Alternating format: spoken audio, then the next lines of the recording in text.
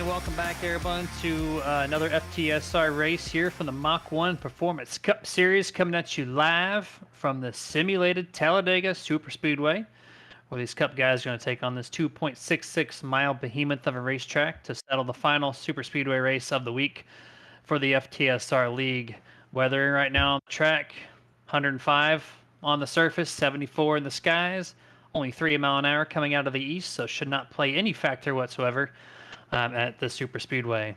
My name, of course, is Jeremy, and to my right-hand side is going to be Jason Rockefeller. How are you doing tonight? I'm good, buddy. We're out here. We're having a great time. Trucks last week here was very, very eventful. Probably going to be the same thing here. Yesterday's Cup Series race in real life was very eventful. You saw a lot of two-wide action. Not really couldn't get that third late started, but compared to that, this is obviously iRacing. You can only simulate the real world as much as possible. But tonight you're going to be seeing a lot of double wide racing. You might see some single file at some points, but I expect these guys to be very, very, very racy here because we're dwindling down in the season. You know, with only pretty much a handful of races and stuff like that left. So.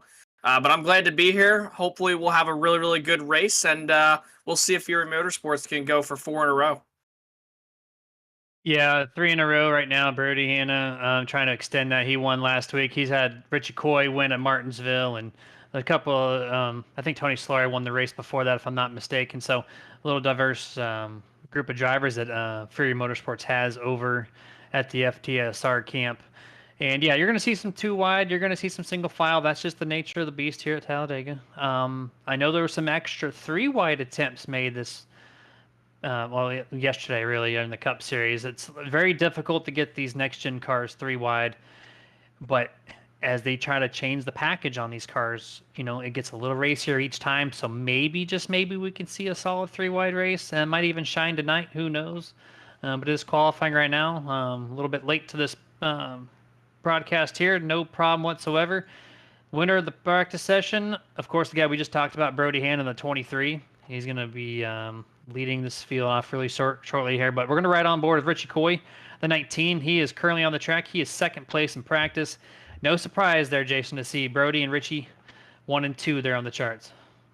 Yeah, definitely, for sure. I mean, they've been 2 of the fastest guys.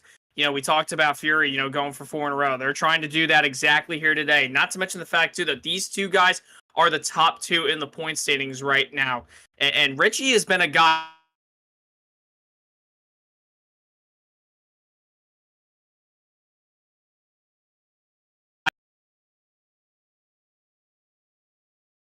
really. So, I mean, only time's going to tell to see if Richie's going to be really, really fast. I'm not too sure. But I mean, he's been consistent all season long and everything like that. No matter where you go, like I said with Richie Coy, he's going to be fast. I expect him and all of Fury really to be very, very fast tonight as he enters turn 1 for his first They have lap. a really good way of tackling these super speedways. Their strategy always plays out to their favorite toward of the race. They always seem to avoid most of the wrecks. I don't expect anything different tonight. Chats right now, I got Tommy Schaefer on there saying, "What's up, fellas? How you doing, man?" We're doing pretty good. Looking for an exciting 94 laps here at Talladega. Stage break currently on lap 35 tonight, so you'll see 1 guaranteed caution presented by Roasted Gems on lap 35 to set up the stage points, and then to send them out for another 60 some odd laps before they end this race tonight. But you talk about points here. Brody Hanna currently leads the point standings by 36 Richie Coy does by 36 points over Brody Hanna. It's a little teammate battle there. If both those guys become in trouble tonight, though, Wayne Grossi is the next guy back, 44 points.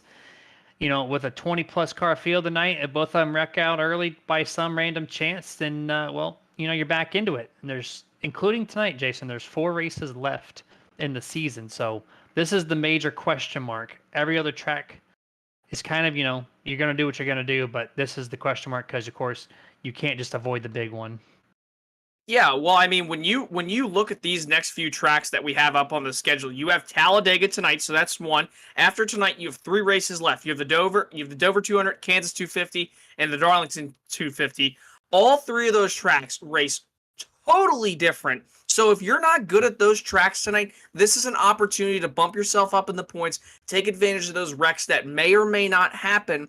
And I mean, this is anybody's race. We saw guys up at the front just last week. You know, on Wednesday in the Martin Sports Truck Series, you saw guys up at the front that we didn't see all race long, Jeremy, and they were right there up in the top 10 towards the end of the race. And that is exactly what could happen tonight. I mean, even in the Cup race yesterday, really not very eventful until the last 10 laps of the race, last 20 laps.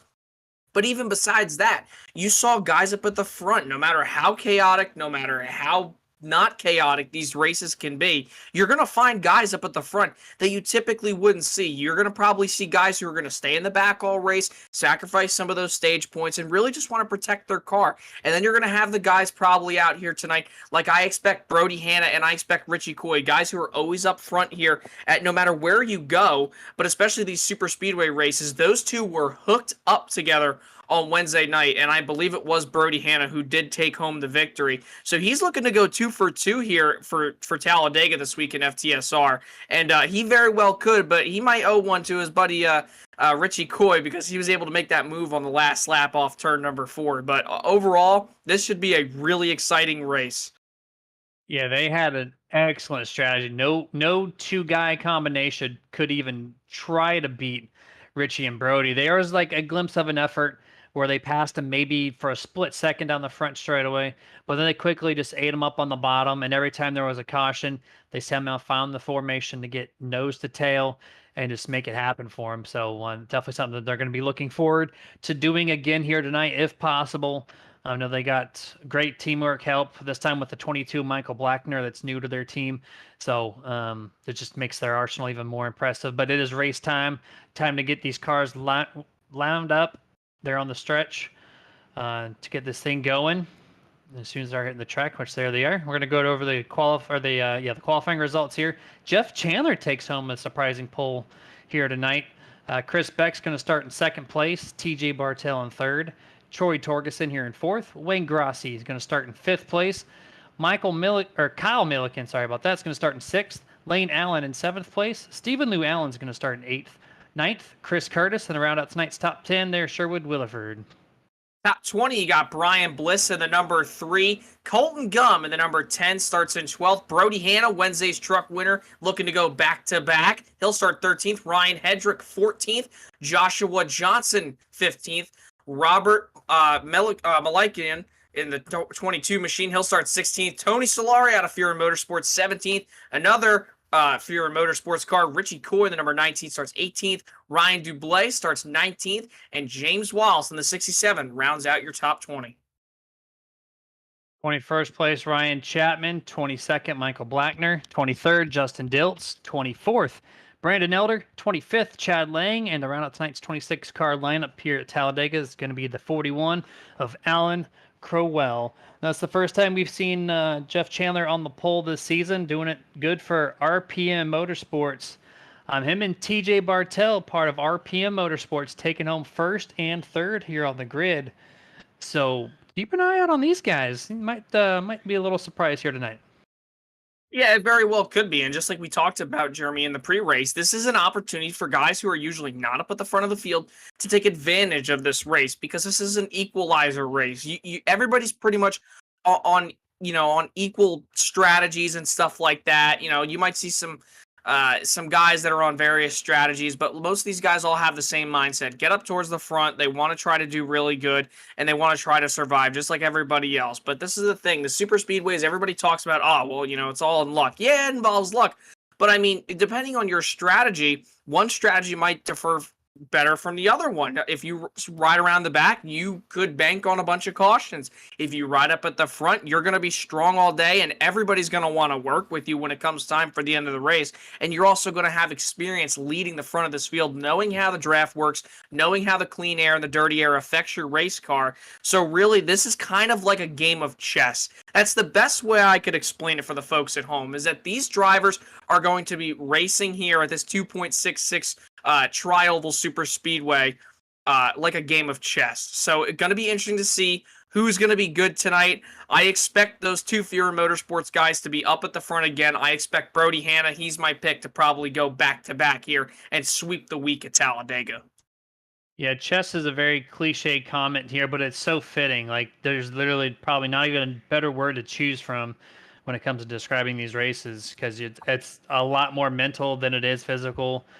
You just have to know what everybody else is doing at all times. You got to know who's running where, who can draft better, who can lead a pack better, who has a stable setup, who, like, it's just, there's so many things going on in these races. To the average watcher, you're like, yeah, these guys are just driving straight with a little bit of a left turn, really not much going on, but mentally it's a whole different ball game. There's just so much strategy involved in these things. And of course, I got Dustin in my ear, my producer, by the way. Each and every time we are live on Nerd TV, you are getting the great camera shots from Dustin. He's also my Larry McReynolds bringing up stats. And he also reminded me Troy Torgerson, the 39. That's also another RPM Motorsports driver. So 3 cars that they have are running first, third, and fourth on this start. So their qualifying setup is amazing, apparently. Now, let's see what they can do during the race. The pace car is down.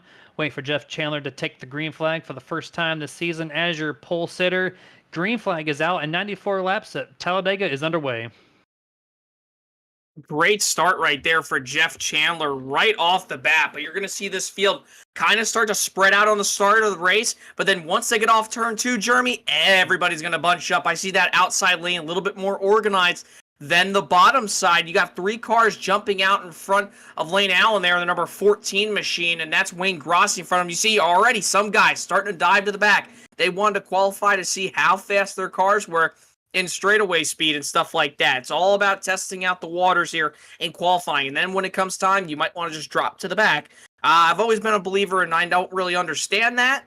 Unless you really just want to start at the back, then by all means don't qualify. But here they come off turn number 4, still double wide. Chris Beck, Troy Torgerson going to the front of the field. They're 1-2 as they hit the tri-oval this time by, as they dive it down to the bottom. Yeah, the whole mindset is you want to be first place. You want that opening or the install, right? Because you just have to throw it barely into gear, then you're crossing the yellow line there to exit pit road. But if you're not first place, yeah, you want to be, in my opinion as well, be in the back, right? That stall you want in the back. You don't have to worry about a cluster of guys trying to squeeze in and out of their pit stalls. You have a lot more space back there.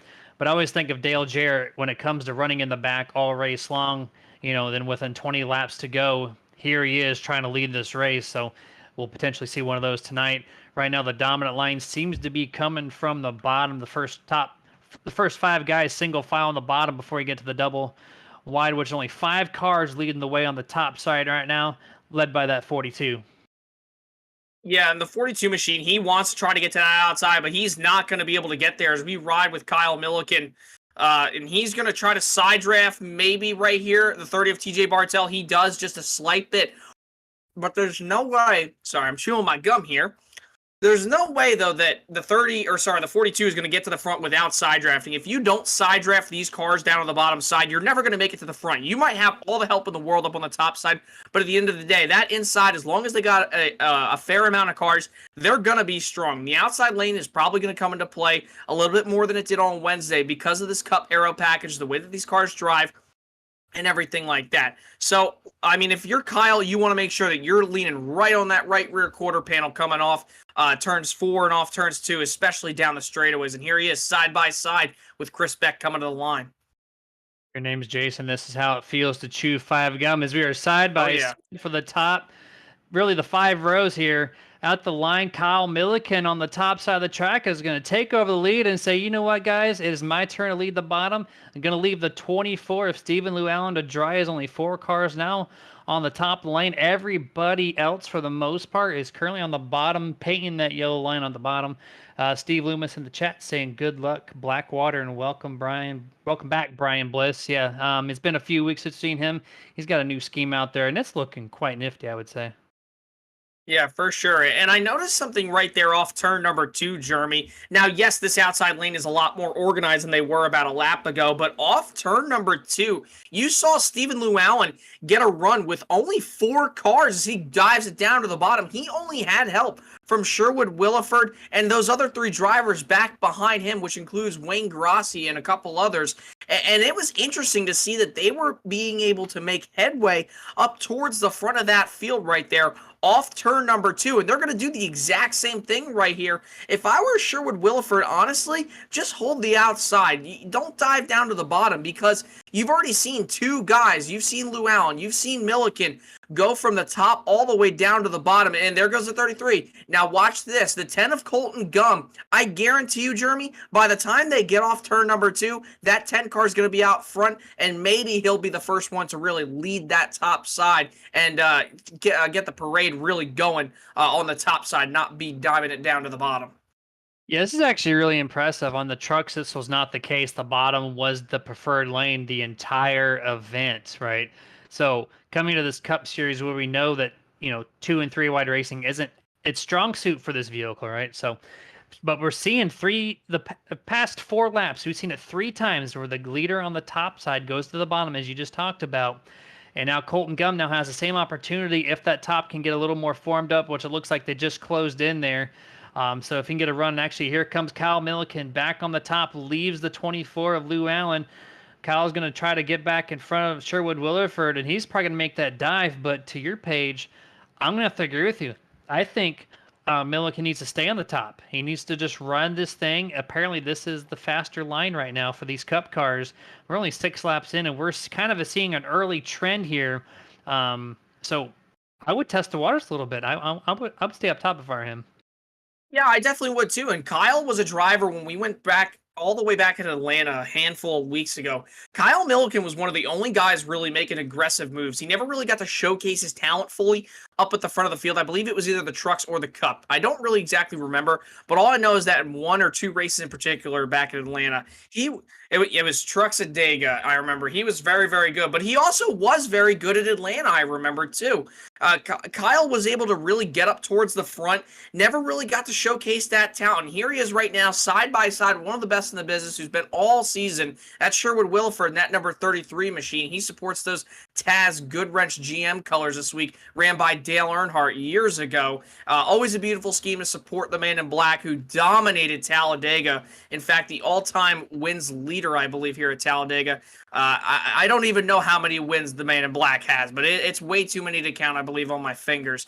So great job by Sherwood Williford with that whole organization, have that great scheme and always running up at the front. But look at this, Kyle Milliken and Colton Gum, though, Jeremy, right there down the front stretch, they were able to get down to the bottom, and now that opens up the door on the outside for Robert Malakian right there to try to get onto the outside and try to make a run.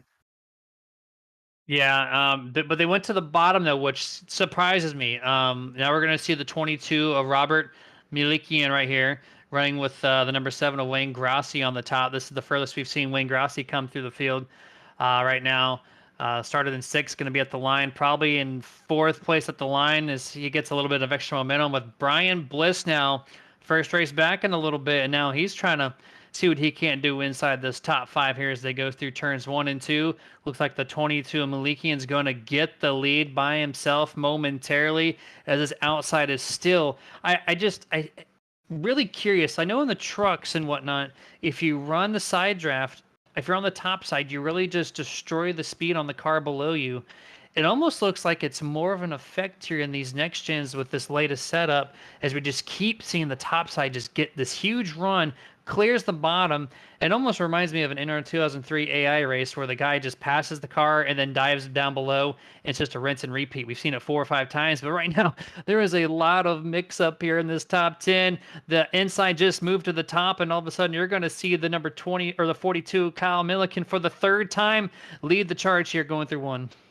Tell you what, Jeremy, we're in for a really good race here tonight. It's going to be awesome to see Kyle Milliken, the rest of these drivers here in the FTSR Mach-1 Performance Cup Series, really get up on the wheel and just absolutely dig here at Talladega. Everybody loves this racetrack. It's fun. At the end of the day, you wreck, you wreck. You win, you win. It's how it goes here at Talladega and all these super speedway tracks.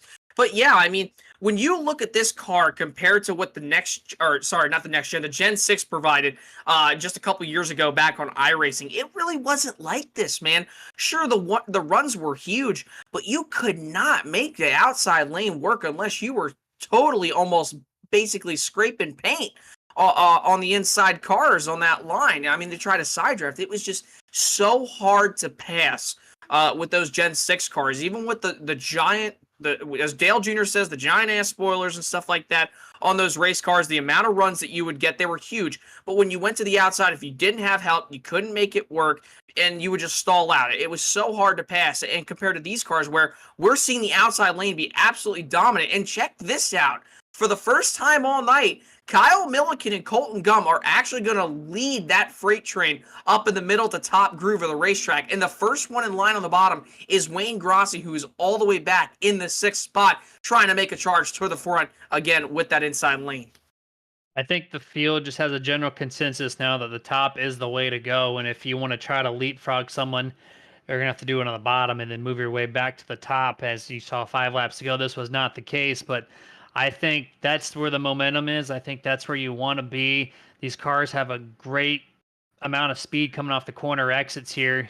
Even watching Wayne Grossi here, watch how much slower he is right there. He just got passed by the 41 Alan Crowell like he was sitting still. And now the number 7 is alongside the 47 of Ryan Hedrick. Ryan Hedrick's going to complete that pass before they even get to turn 3. You really just see how much more speed is currently on the middle to upper half of this track. So the momentum in these next-gen cars does belong in the middle of the track. Yeah, so far it really has just been all the middle lane. And notice, too, that nobody has taken the advantage to go in front of Wayne Grossi. I mean, I wouldn't be surprised maybe if in the next 1 to 2 laps somebody probably does.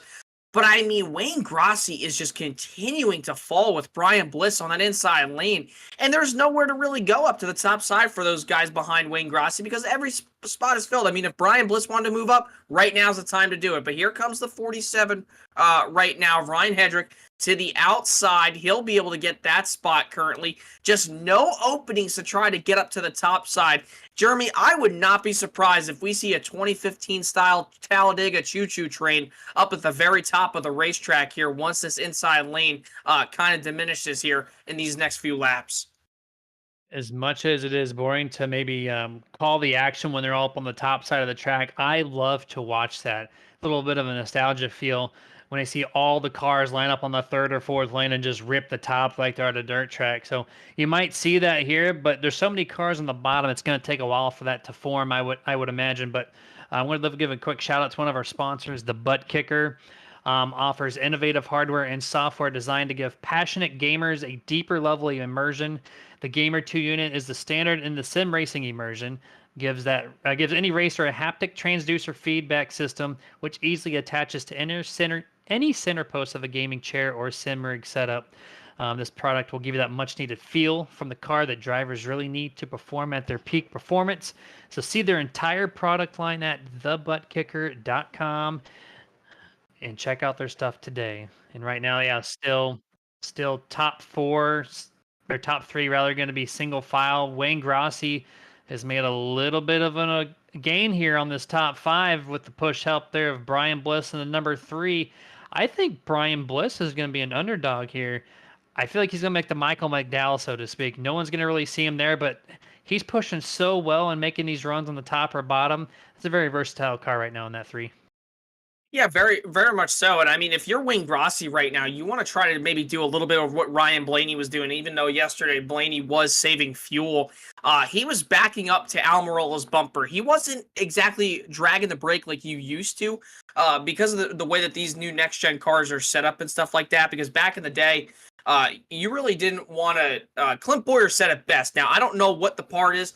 I'm no mechanic, but I will tell you that Clint Boyer said that because of the way that these cars run now, obviously this is iRacing, you're able to kind of lay off the throttle and not drag the brake anymore because of the way these cars are built. But back in the day, with the Gen 6 and beforehand, if you would have been just laying off the throttle and not dragging the brake, you would have pretty much made a valve go, and that car would have been done for the day. But I mean, if you're Wayne Grossi right now, you want to try to lay off a little bit, get the 3 to your back bumper, and try to maybe get that momentum going. Maybe try to do the 2-car tandem because trust me, it works here. It's just if these guys are going to be capable enough, if they're smart enough, if they trust the drivers in front of them and behind them enough to do so. It's all about trust here at Talladega because I promise you, you're not going to see guys slamming into each other on the front and rear bumpers of these cars if they don't trust one another, because you don't want to be that guy who hangs on the right rear, who hangs on the left rear, and just in some way, shape, or form turns another driver. Yeah, you have to get yourself into that little bubble there that's behind the car that's in front of you, or else you can't get to that bumper for the two-car tandem. But if you can get there and you're comfortable with the guy that you're drafting with, it is definitely effective as they go around the number 4 at Chad Lang. This could be the first guy to go one lap down this evening. You see him there on the top half of your screen. And I think right now this is a great time with 18 laps to go to send this thing to turn up the twos. We're going to listen to all the cars go around this track without our voices interrupting you. We'll be right back.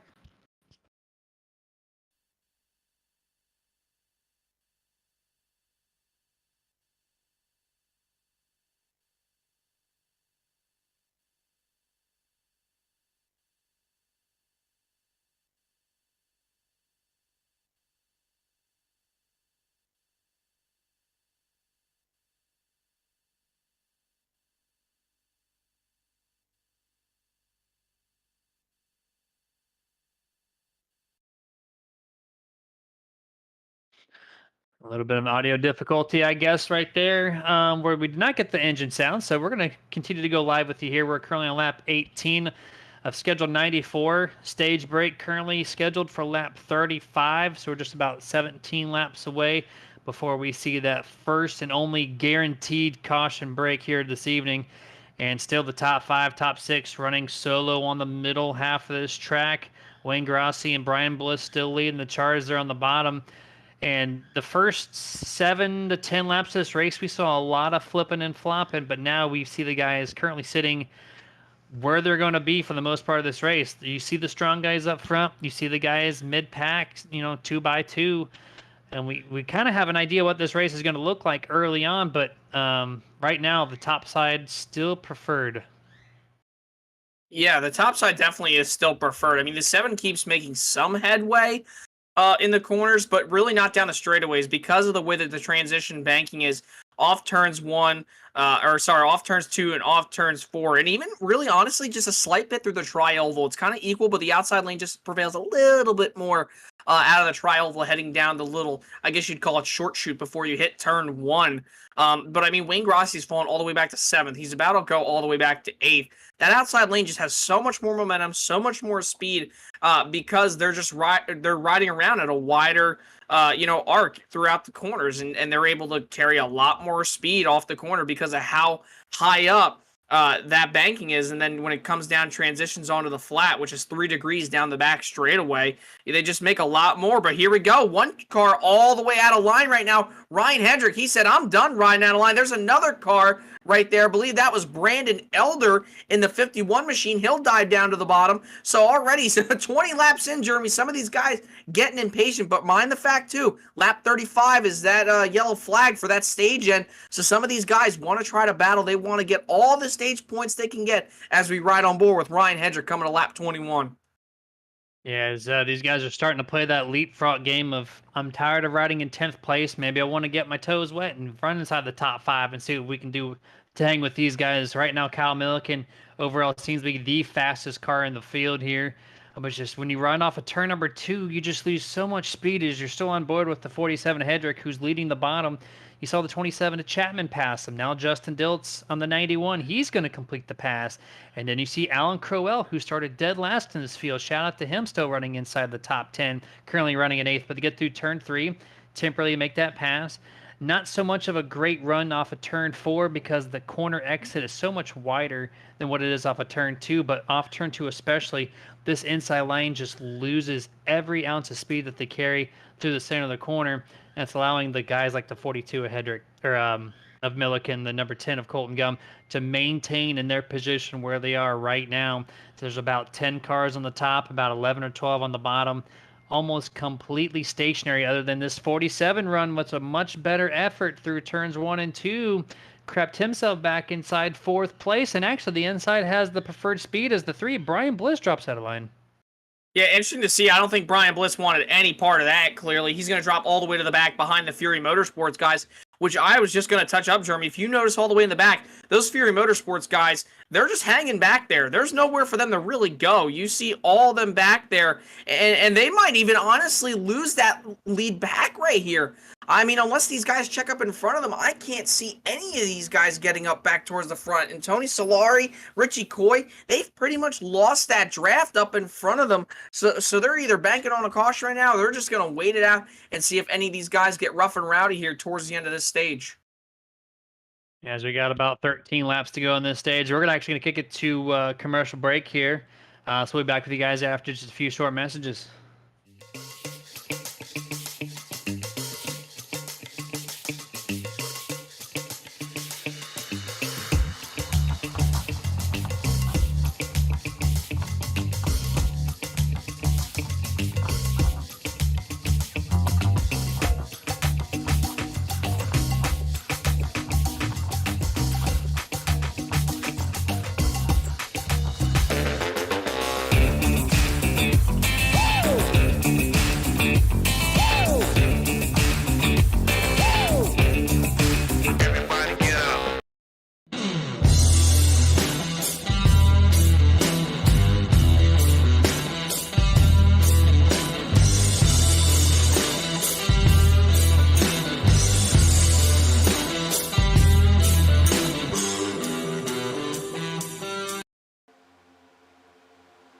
Short commercial break, but we're back live here with you guys, and right now we're seeing the same thing that we saw just last lap.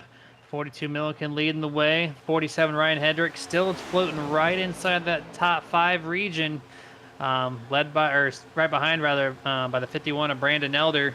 Not really much momentum has changed, even with the 7 leading the way. So it's just so difficult to pass, and it's so weird. You usually see one, like, it's so staggered, right, Jason? You got the top half of the field running, solo 1 through 5, and they're 2 by 2 up until like maybe 15th, 16th place, and then all of a sudden the inside has the preferred way. So it's just kind of weird how we're seeing 2 lines not completely side by side. They are staggered. A little bit of issue there with the number 91 of Justin Dilton, the 41 of Alan Crowell.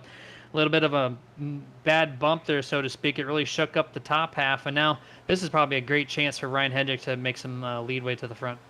Yeah, for sure, because this top lane, once they get all grouped up back together, they're going to stall out just a little bit more.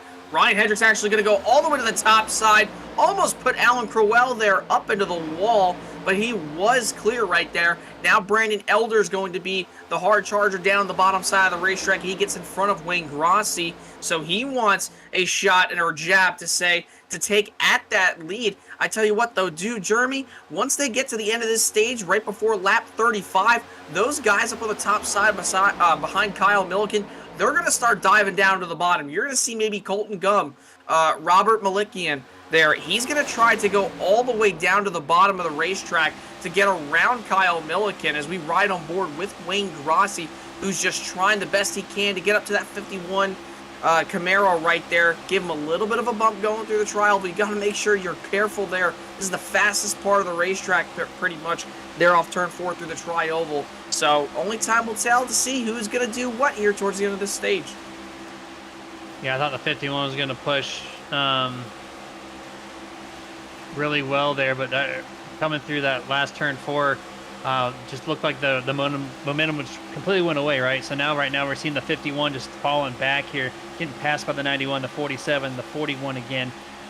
But coming late into this turn 3 entrance, though, we're starting to see that starting to shift back, which is just very reminiscent of what we've seen in the past 10 or 15 laps. A little bit of back and forth, but that bottom lane cannot get past the car in 5th or 4th place. They can get there every once in a while, but they just cannot continue the momentum for whatever reason. I almost feel like they need to shift up to the second group and just abandon the bottom half of the track altogether. They're giving each other so much space out here, being very respectful of one another. We know we got, just under 70 laps to go left in this event, so there's no reason to really push the issue per se. But if you want to try to make up any stage points right now, we got 8 laps to go before we're at stage break. And so guys are probably going to start getting a little antsy, I would imagine. See a really good push here by Wayne Grossi on the 51. Shoves him just inside the top 5, actually in 4th place there. So here we go. Let's see what they can do. That was a really, really good push by Wayne Grossi down the back straightaway. And I was just going to say, too, they should really be side drafting a lot more. If you're Brandon Elder leading that bottom side here as we ride on board with Kyle Milliken, your race leader in that number 42 machine.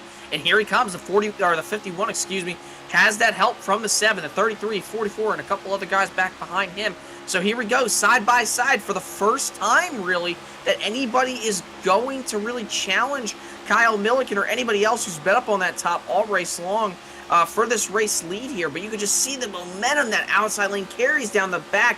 But this 7 is going to give one heck of a push to the rear bumper, and sideways goes Colton Gum there down the straightaway. Don't push the pusher there, Mr. Malikian. That is all I have to say, because if you're him right now, you want to just be riding behind Colton Gum.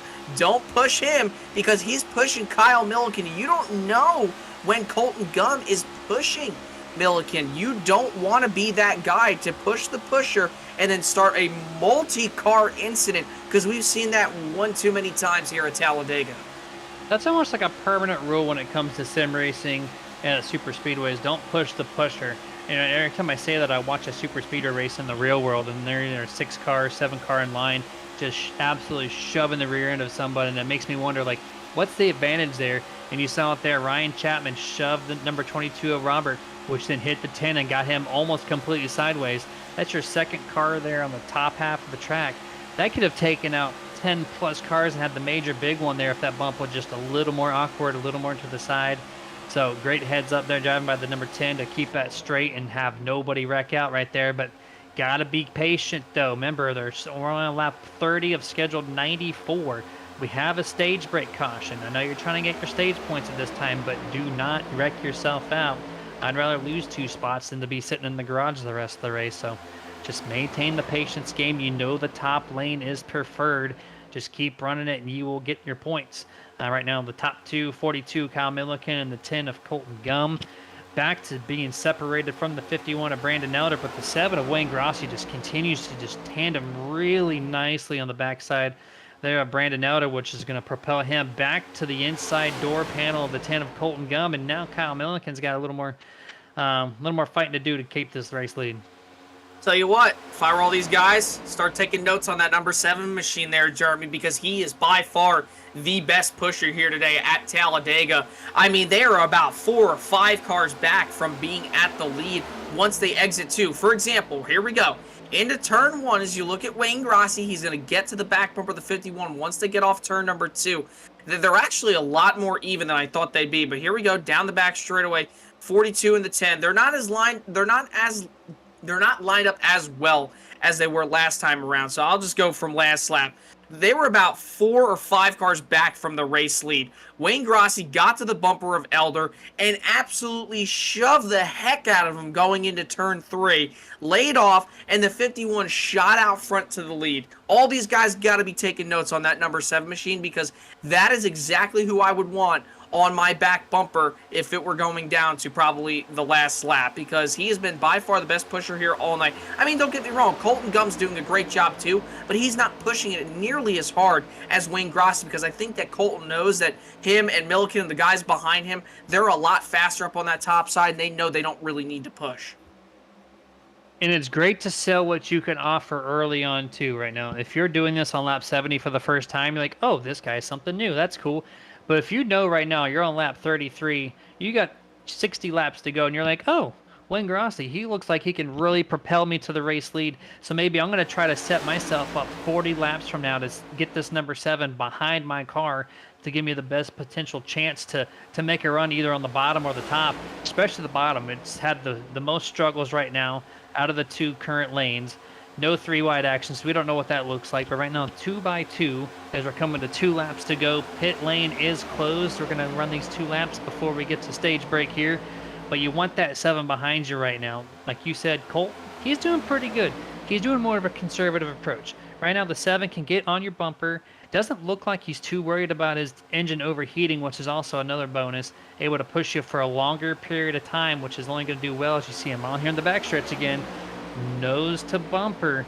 really just shoving the 51 all he can, but there's just really no help as the 44 is about 5 to 10 car lengths back behind the 33 Willard for right now. So it's really just 3 on 7 or 8 as the top side has the preferred numbers as they come to the one to go. I tell you what, too, Jeremy, that 44 is going to have a really, really major run here once he heads to the tri-oval. And you can just see him right now, him and Lane Allen, they've got a really good run here down the front straightaway as they take that one lap to go here in the stage. And if you're Kyle Milliken, you got to be thinking to yourself, do I want to block this run? Because here comes the 51-7. They're going to have a really good run here, I think, off turn number 2. The 7 is practically there to the back bumper. Everybody's getting a little squirrely. Will Colton Gum move out of line? Here comes Elder with help from Grossi, the number 7, Shell Pennzoil Camaro. He's going to try to push him all the way to the lead as they work through 3 and 4 for the final time in stage 1. And the 51 is edging ahead by just a little bit, but Gum gives him a push here off 4. 91 of Diltz, the 5th car on the top side, did back up, so allows the 51 to get a great run here, but I don't think it's going to be enough.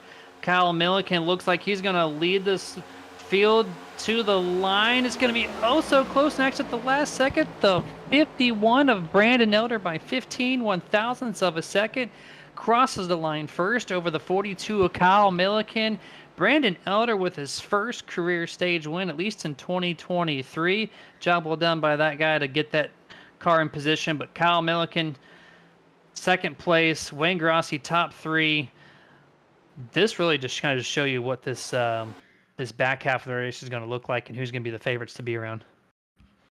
Yeah, for sure. I mean, look at this. If it wasn't for the 7, I think he's actually right here on the back bumper. And you see Colton Gum. He's not pushing that 42. Wayne Grossi, though, he's been doing the same thing he's been doing pretty much all race at 51. Right there at the line by just a bumper and probably a wheel width over the 42 of Kyle Milliken. Note taken for sure, boys. No doubt about it. Everybody here in the FTSR Mach-1 Performance Cup Series saw how good Wayne Grossi was right there coming to stage finish. Here it is in real time, and then slowing it down. The 51 right at the line.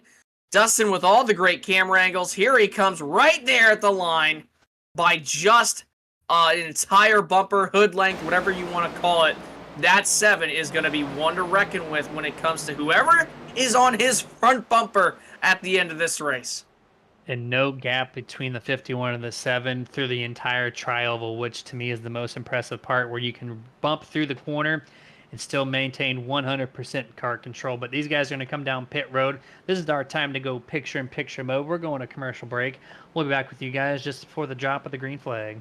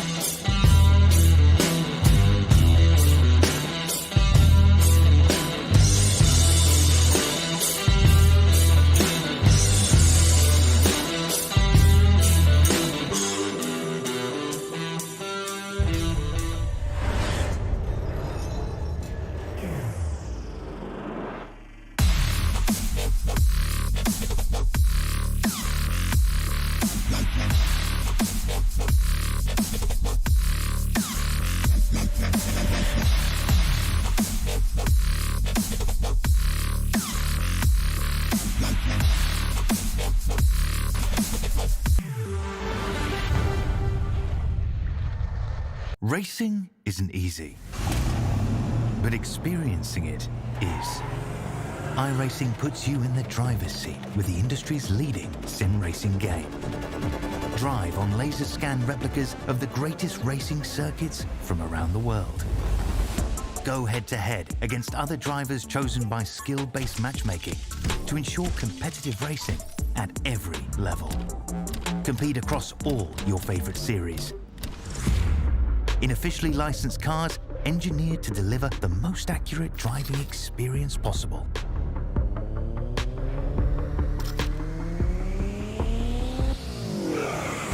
Join a race or host your own with players from across the globe.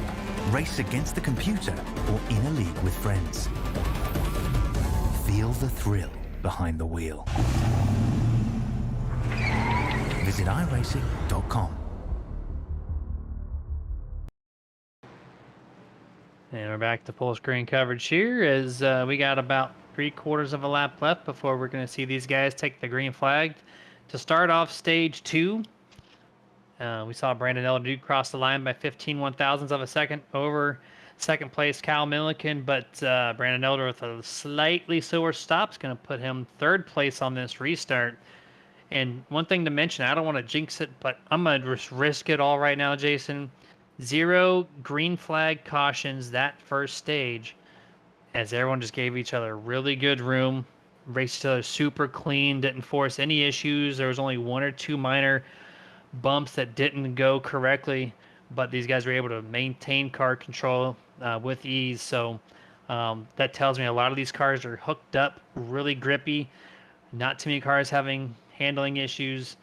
A track that's over 100 degrees on the surface. That's a good thing to see here at Talladega. Though it's not usually a bad problem that you see, but it can from time to time. Yeah, and one thing to note too about those pit stops that last time around, as in the chats, we got the Stig J96 saying his brother Josh stayed out, which is an interesting move to say the least. And yes, that is true. Josh Johnson did stay out that last time around, though, Jeremy, when they had the ability to come in and take those pit stops under caution. This is going to be interesting because Josh Johnson, this race could go green to the end. Now, obviously, it's Talladega. We don't know that. Probably won't, let's face it.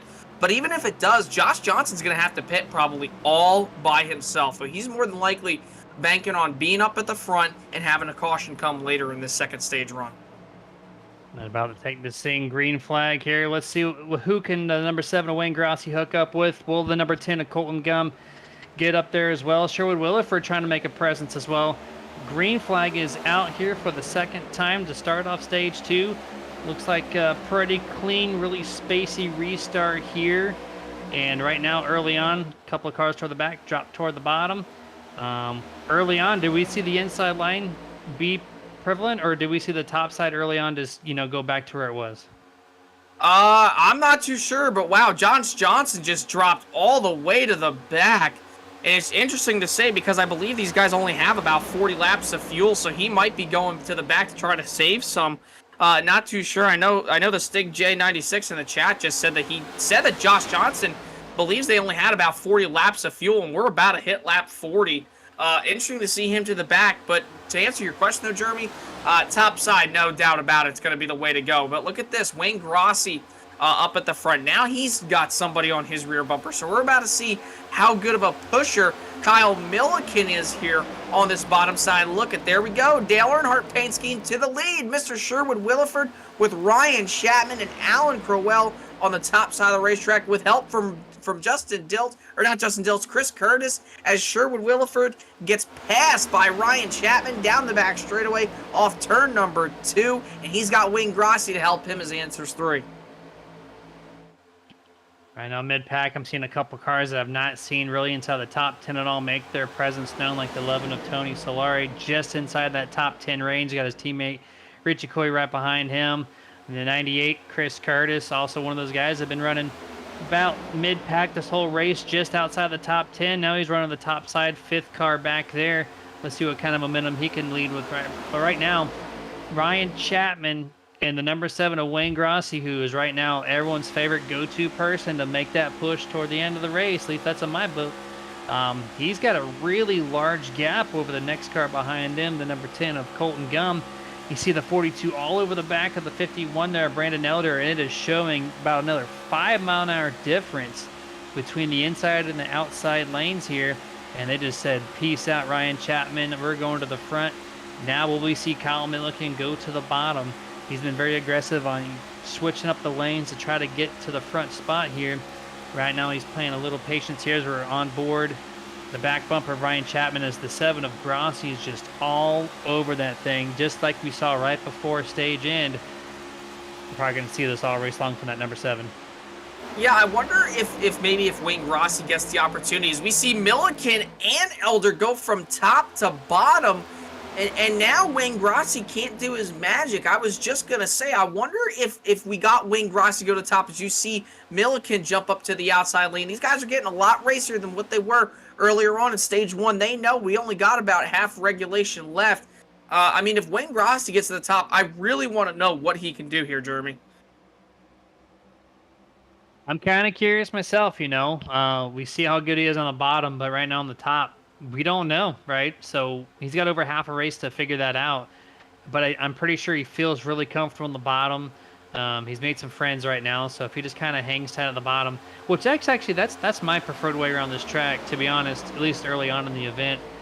You can kind of control your fate more so than the top, right? If someone gets a bad bump through a corner, where did the car go? They go to the top half of the track and hit the outside wall. If you're running the bottom and someone wrecks on the top, well, you may or may not be affected if the car runs back down the track. Who knows? But you at least have more of a chance.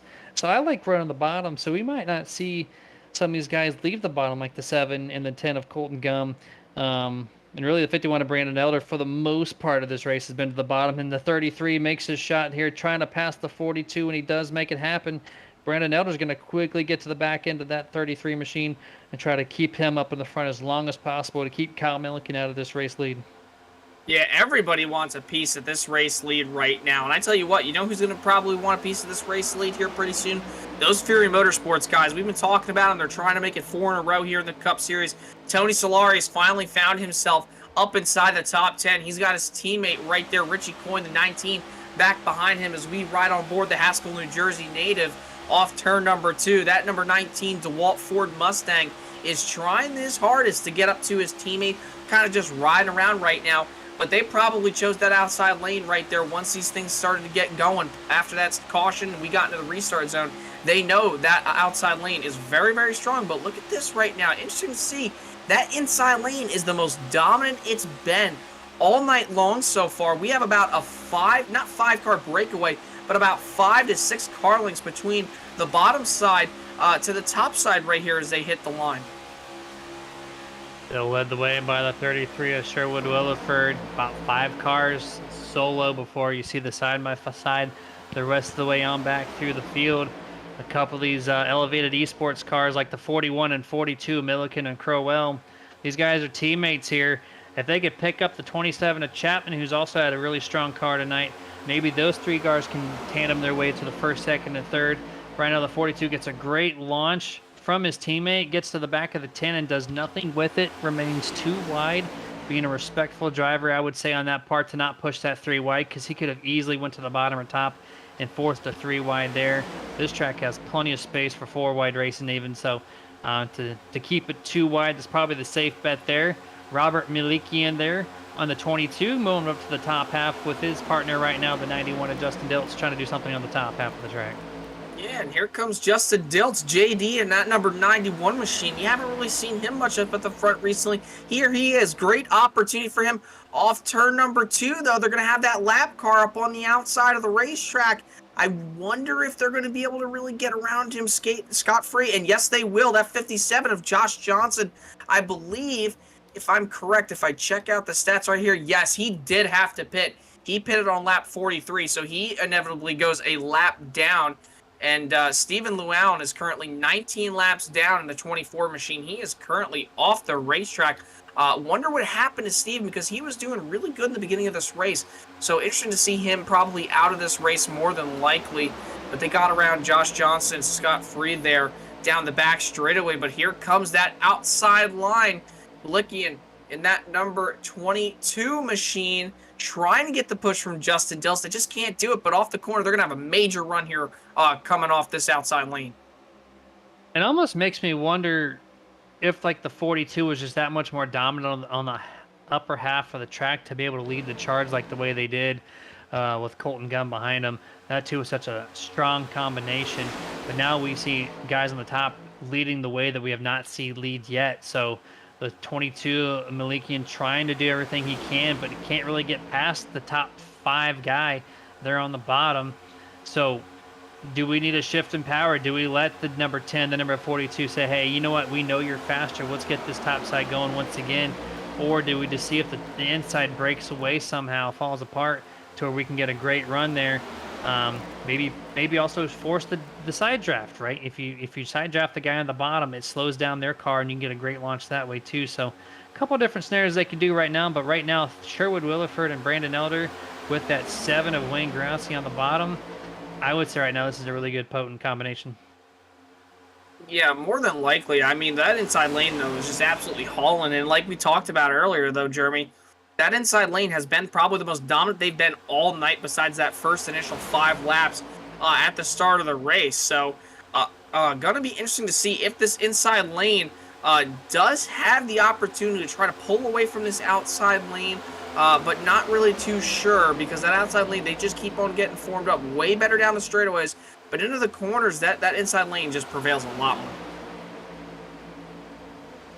These guys are kind of settling in right now. We're going to try this once again. We're going to go to turn up the tunes. We're going to listen to all the cars race around Talladega Super Speedway without our voices interrupting that. So we'll be back with you guys after a little bit of some NASCAR sounds.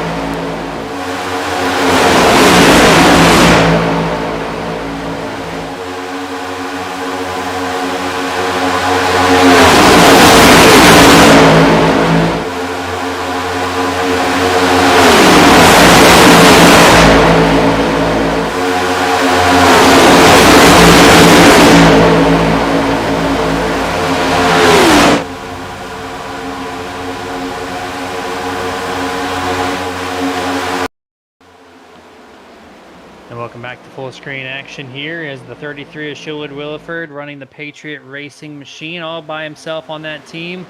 currently still leading the way on the inside lane, and Jason right now the top lane. Where did it go? There's so much space up there right now, comparison to what we saw just a few moments ago, as they're trying to get things back together. But this inside is just completely flip-flopped from what they were doing before stage break. Yeah, and look at this, though. Interesting to note. Look at the bottom lane. Chevy, Chevy, Chevy, Chevy, Chevy, etc. All the way until you get back to, I believe, either that's Ryan Chapman or Brody Hamlin. Or yeah, one of those guys. There's a Ford right there in the back and in front of Josh Johnson. All those guys on the bottom side of the racetrack are all Chevrolet powered right there, all those OEMs. So that's interesting to see. In fact, I believe this entire top 10 is pretty much all Chevys. I mean, this is crazy. Yeah, Malikian right there in the 22 machine, he is the first one inside the top 10 that's not a Chevrolet. These guys are absolutely dominating right now here up at the front of the field, all these Chevys. But then again, obviously, always in NASCAR, the Chevys somehow outweigh the Fords and the Toyotas. And, I mean, they're just doing a great job here at the front of the field. And Sherwood Williford being a lonesome driver all the way up at the front of the field by himself with those guys behind him. He's got Elder, he's got Grossi. But look at to the outside lane, though, at number 31 of Jeff Chandler and Troy Torgerson. They're trying to make some headway right there up at the front with Chad Lang, who, mind the way, too, was also a lap down at the beginning of this race. And here he is finding himself inside the top 10 here on lap 55. Great run for Chad Lang. Great rebound for him. Yeah, Chandler, your pole sitter here, gets to the front half of this upper lane, and here we go. Troy Torgerson with some good pushing help, propelling the 31 to at least side by side with the second place car of Brandon Elder. But you mentioned it is just Chevrolets across the board. The first one in picture is Chris Curtis there in the 98. 4 cars back there on the top lane. 4 of 5 cars only. The outside is just gone. It's all inside right now, minus those top 5. Well, they're definitely holding strong with the leading car there of Jeff Chandler. I know you're saying Chevy this, Chevy that, but, you know, in 2 years in the real life, there's no more Camaros. So we're going to race a bunch of Cadillacs out here. I'm not sure what's going to go on here. But right now in the virtual world, Chevrolets are just dominant so far.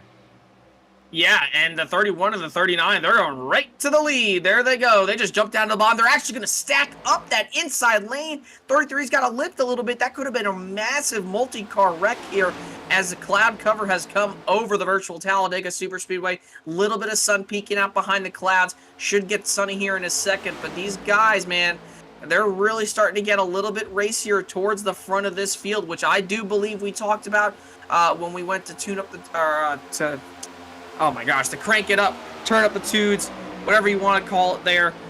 We were talking there, Jeremy. These guys are probably going to have to make another pit stop at the end of towards the end of this race, because the fuel run is only about 40-something laps. So I mean, you know, yeah, about lap 70 there, we're gonna have to probably see some guys start pitting 70 to 80. But look at this. Story of the night, just mentioned him. Oh, he's going to throw a little bit of a block, makes a little bit of contact, but Chad Lang from a lap down all the way. It's the different number 1 for him now. He went from -1 to being +1 right now up at the front of the field, and he has taken the lead here at Talladega in that Dale Earnhardt 2000 Die Hard 500 Noble 5-win throwback right there. Absolutely beautiful scheme there. And here comes Robert Malikian right there to take the lead. Everybody's taking the lead. There's too much happening up at the front here late in the going, Jeremy. You can't put that number in the middle of the door panel. What's going on with that 4? But yeah, you called it there. He was 1 lap down. We got the stage break. He was your Lucky Dog Award winner, right? So now he gets to regroup, sets himself back up in about mid-20s through the field. And then now we're on lap 58. These guys restarted around lap 39 or 40. So about 19 laps under green flag. And this guy has went from about mid-20s to first. So Chad Lang showing some excellent speed here midway through this race. Wasn't really a factor early on. So this is new to everyone. They're like, oh, wait, who's this guy? He hasn't been up here all race. Now look at him. Now he might be one of the guys you might want to be with. As you're seeing the 7 for the first time you asked for it, here he is. Wayne Grossi on the top half here. 1 of 3 cars only. But he's going to push the 3 of Brian Bliss to the 33. of Sherwood Williford. Now, three cars alone can do something. Well, now 4 there as Brandon Elder sees that opportunity, moves to the top, in front of the 33. If these 4 cars now can make a great push, that just means the 7's just dominant everywhere. Yeah, well, look at this. We just had 2 more cars jump up to the top side, the 31 and the 39.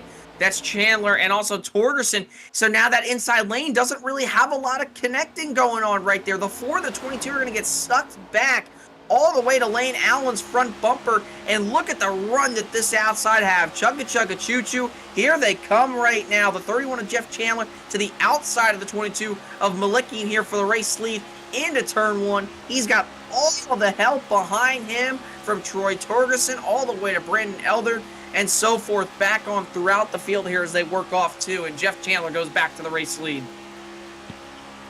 RPM Motorsports holding right now at 1 and 2 on the top, the 31 and the 39, followed by the 51 of Brandon Elder, who's put himself in a great position all race long. And let's see what these guys can do at the top as they now have the numbers game in their favor, at least in the top 5 or 6. The bottom half of the track is covered by cars, but they're kind of spaced out. They haven't really made too much progress. But right now, these 6 cars on the top running real strong. The 31 of Chandler almost looks like he wants to go to the bottom and then decided not to. But when he made that lower dip through the tri oval, it allowed that 22 to Malikian to get a little bit of side draft effort there. So he's going to maintain that 2nd to 3rd place position, running through turns 1 and 2 this time here. It's going to be completely side by side with Torgerson next thing, turn 2. Yeah, and they're still just pushing really, really hard here late in the going on this run. And everybody really is starting to kind of shove a little bit more usual than what you've seen lately. The 39 thought about going down to the bottom there with Chandler, his teammate. But here comes Malicki, and on the bottom side of the racetrack with help from Chad Lang. They're going to get a little bit of a run, but here off turn 4, that outside lane is just so much stronger than that bottom side here. Everybody just pushing a lot harder than what we saw about 30 laps ago before the end of this stage here, Jeremy. Yeah, things are picking up. You mentioned it before, there's going to be at least a green flag pit stop. So I wonder what the pressure is, right? I wonder if you're just trying to get to the front before you make that pit stop to maximize any type of potential gains you can make, or if they're just getting a little more feisty, or you've been running in line now for 60-some laps, and you're like, you know what? I'm tired of racing this boring stuff. I want to go ahead and get out there and within 30 laps to go try to mix this thing up and kind of entertain myself here. That's what it almost looks like here, as the inside and the outside are flopping momentums here. And right now, Jeff Chandler still really strong car with his teammate Troy Torgerson right behind him. This is going to be a good potent combination. It looks like at the very beginning of this race, I said watch out for these 2 guys as they qualified 1st, 3rd, and 4th. They're still maintaining 1 and 2 with their teammate about mid-pack right now, so they got plenty of time. I think they're having a great chance here, as long as they get to the bottom and make their pit stop secure. Yeah, 30 of TJ Bartel, he's all the way in the back, hanging back there. I mean, if a big wreck happened right now, TJ Bartel, Ryan Hedrick, Alan Crowell, Michael Blackner, all those guys up in the backside of this pack here, they're going to be ones who are going to benefit, because everybody could possibly have to pit, depending on damage and whatnot. But no doubt about it, though, that those guys up at the front of the field, Jeff Chandler, Troy Torgerson, they're doing a really good job working together. And, I mean, they got great help behind them. All Chevrolets doing a great job. You've got pretty much the 4 guys behind them have been up at the front all race long. Brian Bliss dropped to the back at one point, but Brandon Elder, Sherwood Williford, and Wayne Grossi have all been up in the top 10 to top 12 range all race long. They know that Wayne Grossi is a great pusher. They know that Brandon Elder is willing to work around both lanes. Sherwood Williford, same thing. Brian Bliss, you kind of know what he's been doing all race, but at the same time, you're still learning what he's doing. But right now, everybody kind of just fighting for themselves, but also still trying to be patient here. As they come around, they'll be hitting 30 laps to go.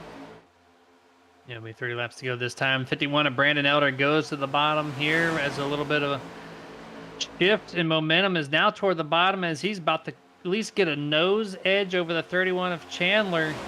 He went up to the middle half of the track and then came back down to get that momentum swing through the corner. And it looks like it's going to work, because it's going to be a dead heat to the start-finish line, but it's going to be led by the 31 of Chandler this time, as he still leads this race. He's got about double digits, I think about 10 laps led in this race so far. As Troy still continuing to push him, keep him in the top 3. at least minimal. But the 33, Sherwood Williford, looks like he just has to give a little extra space to the 51. He just can't quite break into that bubble where you can get the tandem effect going. Like the 39 and the 31 are just much better at doing it at the moment. So this could be playing a little bit of a hindrance to the bottom. I tell you what Brandon Elder needs right now, Jeremy. You want to know what he needs? He needs Wayne Grossi on his rear bumper. Sherwood Williford's been doing great all race. But you put Wayne Grossi on the back bumper of that 51 machine, I'm sure I'm betting every single dollar that I have in the bank right now that probably Wayne Grossi is going to be able to push that 51 machine all the way up towards the front. But here we go. This is when we said around lap 70, we got drivers starting to pit. This could cause some issues. You saw in yesterday's real-life NASCAR Cup Series race, you saw Tyler Reddick's spin coming to pit road, a hellacious slam to the inside wall, and he was able to keep going. And then Chase Briscoe locked it up in the rear, spun out on pit road, caused a caution. I wonder, though, Jeremy, if coming to pit road, because this is one of the trickiest pit roads to get onto during a green flag cycle in NASCAR, I wonder if we're going to see any trouble. But so far, everybody comes off pit road with no issues. These first 9 cars just came through pit road super clean, no lockups, came down to their stalls. I think everyone hit their box perfectly. It looks like some cars took a little more time to feel. As you see, pack number 2 here, led by your current leaders, Williford. You got Brandon Elder, Wayne Grossi, Brian Bliss, Jeff Chandler, Troy Torgerson, Joshua Johnson, a couple of the other guys. A little bit of a clutch there in front of the 14 as he has to check up for the 51 at Elder. He makes his stall early there. You see a couple of guys make their stall, 33 in there. Oh, a little contact there. The 14 with 2 hiccups. One, he had to avoid a car. Then that time he made contact with him. So that's going to hurt a little bit. And also the 30, TJ Bartel, struggling to find his pit stall. Yeah, the 91, man, you got to think to yourself, depending on... I can't see that damage being too bad there on the left rear. But if that 91 has some damage there on the left rear left rear quarter panel, that could really be detrimental. And he's still in his pit stall right now. I wonder if maybe something happened to him, because currently he's still in his box. I don't know if he's serving a penalty or what, but they're off and away off pit road. Right now at the front of the field, it's all, I believe, James Wallace here, who we have not seen up at the front race long, and here he is. But here comes that pack behind him. They're starting to get squirrely. They're starting to get all out of shape. Everybody trying to figure out who they're going to go with, trying to avoid the cars coming off pit road exit. And here comes Robert Malikian all the way to the race lead, passing James Wallace in the number 67 machine. And folks, you have a race here with less than 30 laps to go, and Chris Beck is trying to hunt down Robert Malikian and pass him here for the race lead. And they're all running the top half just to try to go by all these cars. They're trying to fall in line here. Now what will happen to the pack? Do they all go to the bottom, which most of them do? Actually, every single car does. Colton Gum barely squeezed in front of the 4 of Chad Lang. Almost turns himself around, entering turn number 1 there. Brynell, top 6, running the bottom half of the track.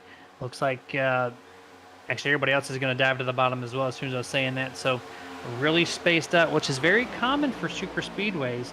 You know, if you just barely miss your stall or don't have the same speed, or if your crew just slips up and fueling the car up, you're going to cause some little differences in time, which you're seeing that not as many cars in this main pack all of a sudden. Ends about Wayne Grossi, which he's running just about 10th place before you see a huge differential between him and the 11th place car. So this has kind of changed up this race for some of these guys. Yeah, look at everybody right now, separated by a lot. You got about 3 or 4 packs right now, and you see those Fury Motorsport guys up in the back. You see Solari, you see Hannah, you see Coy, all back there. And look who's taking a really, really big hit here after these pit stops. Sherwood Williford came in. He was running up at the front. Him and Brian Bliss both, they're all the way now pretty much at the back of this field running 17 and 18. So they're going to need something. They're going to pick up these 3 cars in front of him, which consists of Justin Diltz, Brian Dublay, and Brandon Elder there in the number 51 machine. So now they're making their pack a little bit bigger. Solari looks to the outside. He's going to stay right back behind him. The more cars, the better. So, but right now up at the front of the field, it's about 2 packs currently right now, all led by Robert Malikian right now. Do not run 2 by 2 if you're the pack trying to catch the guys in front of you, because side draft really slows down the bottom and just the overall pack speed will just decrease by a few miles an hour. So run single file, no matter how impatient you want to be, because that's the best way to do it. But, you know, they're not listening right now. As Dustin's in my ears, we kick it back over. 51, Brandon Elder. Going to pass the 37, the 91 here temporarily. These guys are going to go to the top and run a little 2x2 here. So it's going to slow up their momentum. They're 3.5 seconds back. And this is only going to do nothing but hurt them. But maybe the 51, we know he runs the top 5 really well. He's got a car. He can push. He can pull. So maybe this is for the better as they quickly dive to the bottom here, and they leave the 3 and the 33 just momentarily. They get back single file here as they come into turn number 1. Just over 3 seconds is their differential. Do they have the momentum now with the correct guy in front? Well, I tell you what, that last time around, they were pretty much faster just by a tenth or so, or if not, they were a little even. Honestly, if I were those guys, ride the chugga-chugga-choo-choo lane up at the top of the racetrack. It's been the lane to be, middle to top side of the racetrack. And with these guys running the bottom side right now, they're going to be slower. And not to mention the fact they're running side by side. You have those two guys up on the top side, the two teammates, Torgerson and also Chandler. They're going to be creating some side drift. They're going to be pulling guys back. They're not going to be as fast. You know, if you're Brandon Elder, ride that top side all the way up against the wall of the middle lane, because you can have so much momentum. But right now, though, Jeremy, this becomes a waiting game pretty much. When will they catch him? If they're going to catch them, what are they going to do with it? They're probably going to go all the way to the outside lane. But if they don't get to them, but more than likely they will, because they have that draft in tow right now, right in front of Elder. Who up at that front pack is going to make the first move when it comes down and comes time to really start going? You already see about 6 cars, 5 cars right there up at the top of the racetrack trying to make some headway. So this is exactly what that second pack needs right now. This race can go about 3 different ways right now. So as you see, the top pack, or the front pack rather, is side by side. We saw continuous gain there from the second pack, and it looks like they will get there probably the next 5 or 6 laps, because each time they're ticking 3 tenths here, 3 tenths there. Right now they gain 3 more tenths as they get to the line, already 2.3 back. 3 laps ago, they were mid-3s as far as seconds back of the front pack. So they will get there, led by the charge of the 51. I think that was a great call to move Brandon Elder to the front. They know he has the fastest car probably in this smaller pack. But these leaders right now, they probably recognize, hey, this second pack's going to get here, so why not just shift it up now before we have more cars to deal with? So that's, we're seeing a little 2x2 action. 42, Kyle Milliken, going to be pushing the 22 of Malikian, coming through turn 4 to get that outside going anywhere if possible. But as you see, who's that second car there on the bottom pushing the 4? Well, that's going to be everyone's favorite driver, the number 7 of Wayne Grossi. Knows how to get it done, and right now I think the 4 is in the best chance position right now to get this, bring that 4 machine home with a W. Yeah, that's a possibility, but look who's up on that outside. One of the guys we've talked about all race who's been kind of really versatile with running the top, bottom, middle, whatever it may be. He can do it. And that's Kyle Milliken right there in that number 42 machine, and he's pushing Robert Malikian in that number 22 machine. He's got help from the 27. It's all those 3 guys who are Fords right now. They're pushing, so they're going to have that advantage with that flatter front bumper to push. But the question is will Milliken be able to push Malikian just good enough to where they can get up and battle those guys up in the lead? But here we go.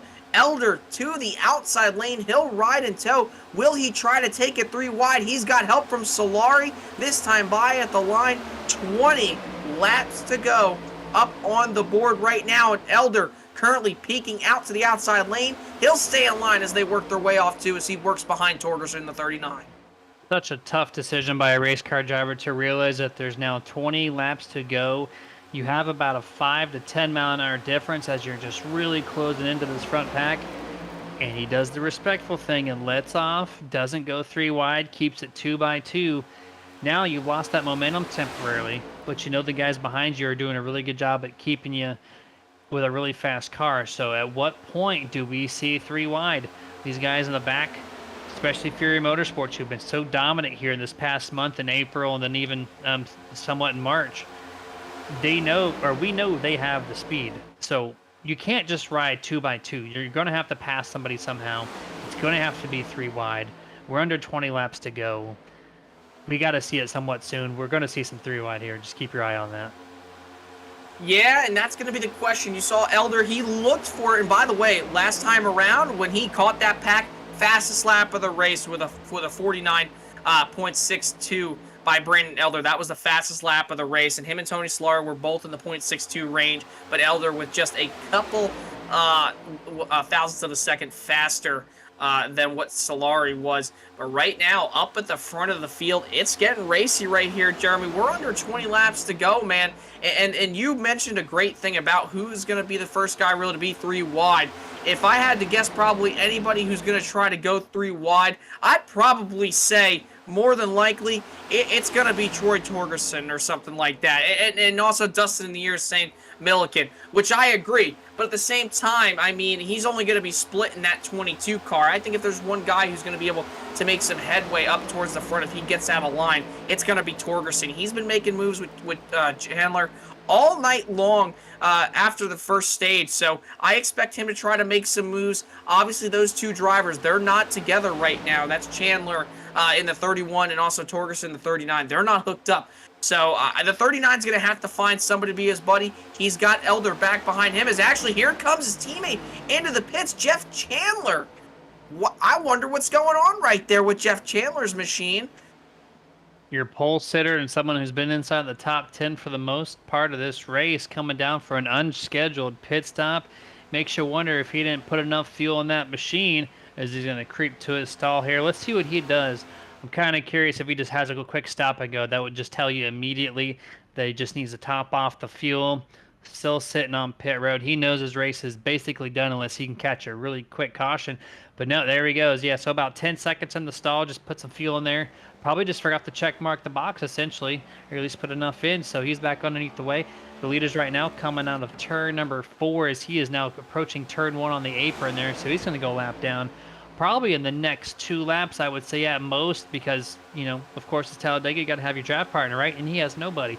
So he's at least 10 mile an hour slower than the guys in this big pack. I'm going to give a quick shout out to one of our sponsors, iRacing iFlag. It's your standard for iRacing when it comes to open sourced race marshalling systems. It's a 64 LED system that displays up to 30 different iRacing notifications directly to you in a much brighter fashion, much more bold, very effective product that keeps your action on the screen and not what's going on around you, because it takes care of that for you. It's really just a light system that completes your sim rig in total. So if you're looking to complete that sim rig, head over to iracingiflag.com. Use promo code SUPERNERD. It's going to save you 15% off anything you do purchase from iRacing iFlag. And right now, this lead racing, Jason, right now is it is heating up. Malikian, he won that time as he gets around the 4 and the 7. Does he dip to the bottom, or does he keep intact with the 42? I think he's going to stay up top. He knows the outside lane's got all the momentum. But on the bottom side, on the flip side of things, look at who's behind the 4, the 7 machine right now, Wayne Grossi.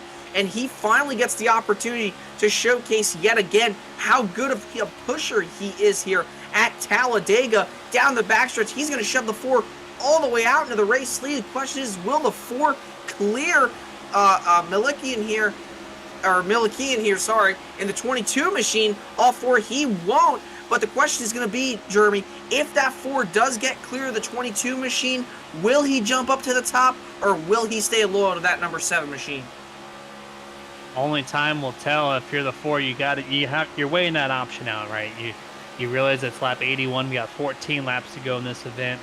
If you run the bottom, you either got to have the 7 pushy, which that's a great partner. It'd be really tough, and it'd be really appetizing for him to leave to the top. There's something that has to happen really drastically. As you're seeing really from the door panel here, if it looks like the 22 of Robert, he's just getting 7 of Wayne Grossi's just tandeming the crap out of the 4 there of Chad Lang, keeping him afloat through turns. 3 is going to give the 4 temporarily sole possession of the lead once again. Just excellent job by the 7 overall. I stay. If you know, seeing that and seeing it all race long, if I'm the 4, I'm staying at the bottom, and the top's going to have to beat the number 7 to win this race. Yeah, more than likely. I mean, and there's a couple guys up here who are up in this top 10 who are probably dark horses really considerably for this race. I mean, James Wallace is usually fast. Haven't really seen much of him lately. Here he is up inside the top 6 right now. He's doing a great job as wow. The 4 got sideways with the 7 right there. I wonder if James Wallace is pushing the 7. No, he's not. The 7 and the 4 just got super loose right there. And the outside is going to have to navigate Jeff Chandler in the 31 machine. So this might cause some drag on those cars and might be able to prevail the inside lane here as they work off turn 4. But everybody, Jeremy, is just side by side. There's so much action going on here as we hit 12 to go.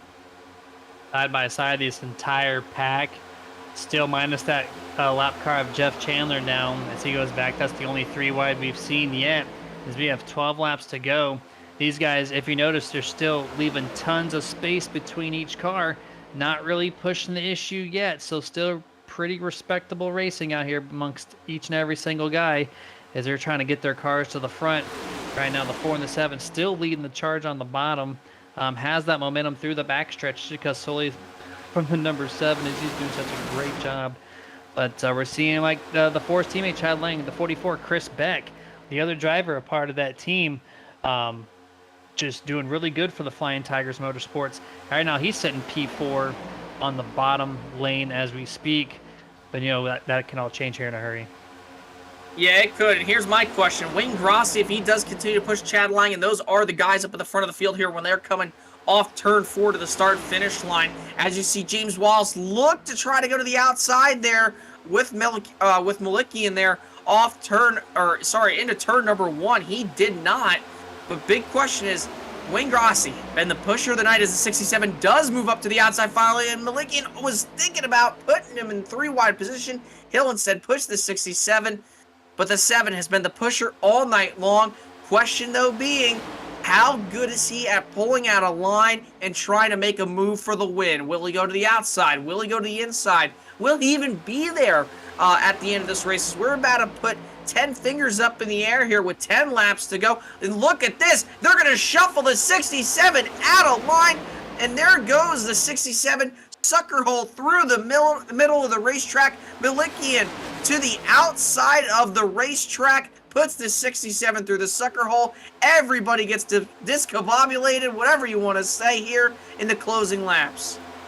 Robert said, well, you're going to try to jump in front of me. I'm going to say, nope. I'm going to take you to the top side and send you all the way to the back and press that reset button. Hopefully you can get back up here, but not on my terms. But the same token there, the 3 and the 10, that's Brian Bliss and Colton Gum jump now in front of the 22 of Robert Malikian as they're going to try to do something here. We've seen the 3 be a really good pusher early on in this race. We've not seen him lead a lane. This is the first time we're seeing it. We're seeing it with now 8 laps to go, or 9 laps to go at the line here. Can the 3 lead the 10 up to the front and pass that 4 car?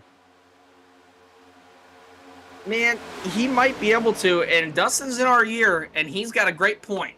Look at that number 19 machine go. Back of the pack all race long. Here he is, P5, 9 laps to go. And Jeff Chandler, he'll get up out of line. He'll go towards the back of the field. He's 1 lap down. Also along with Chris Curtis, TJ Bartell, and still Joshua Johnson. But that number 19 machine, don't count him out. Said it at the beginning of the broadcast, Jeremy.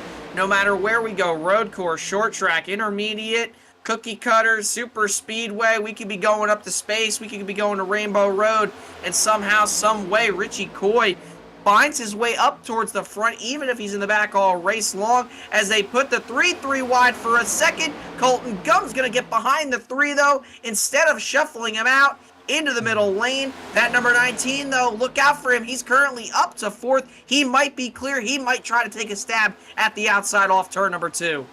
Terrible call by Colton Gum to go to the top side of the 3, get to his bumper, then all of a sudden try to push him into turn 1. It really checked up the top, and then right now they left the 3 this time around again. Realizing the speed's not there, is a 33, and now Sherwood Williford is 3 wide. The top is on the high lane, ripping the wall here. Let's see if it has any extra speed than what the middle of the track has so far, but this is really spacing out, really the top 7 versus everybody else behind them. They're still running 3 wide, trying to shuffle the 33 of Sherwood Williford back. And you mentioned the number 19 being right now in P4. Where did he come from? Well, he's your current points leader, 36 points ahead of his teammate Brody Hanna, who Richie Coy left. He left Brody Hanna and Tony Solari. He left him in the back. They're still sitting, 10th place on back. So somehow, someway, the 19 separated from them, and it did so in a hurry. But this field right now, with 7 laps to go. Really just single file, but now look who leads the top of the high lane. The 23, the teammate. I just said that Richie Coy left high and dry. He's now going to be somehow, some way leading this middle lane as they come up to 6 laps to go.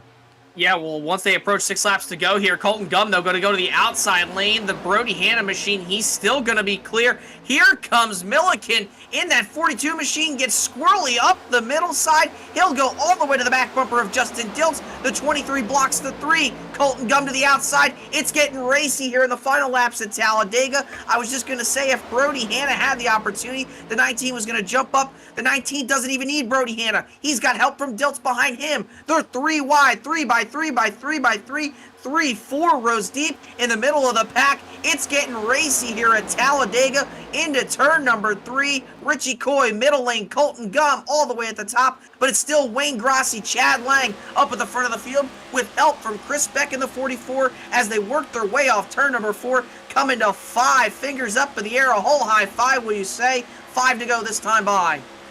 It has really surprised me how well the number 10 at Colton Gum is sustaining right now, running up against the wall, leaving the 19 high and dry. And I was just about to say, it never surprises me. Or actually, I don't know what to say anymore. The 19 can always find himself there at the top 5 at the end of each and every single race. But that time, the 10, once again, he left the 3 high and dry. He left a couple other guys high and dry through the tri-oval. This time he did it to the 19 of Richie Coy. It sends him back just into the 10th place area. So now Colton Gum is going to lead the charge here on the upper lane as he's now door-to-door with that 7 car.